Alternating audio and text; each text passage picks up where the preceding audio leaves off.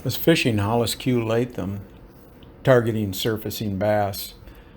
I saw ripples up in front of me. Unfortunately, I kind of missed my target. Had to get the popper back in fairly quickly. Sometimes they'll hang around, sometimes they just disappear. They stopped jumping, so I'm looking to see if I can see where they went to. It looks like the shad are still hitting the surface where that is. Let's see if I can drop it in there. Boom, yeah, got them. Now to bring them in. Yeah, let's not rip them too fast. It's not the biggest bass in the world.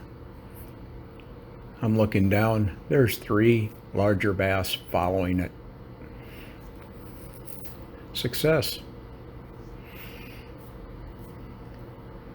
A good sized bass. And I love when they splash when you let them go.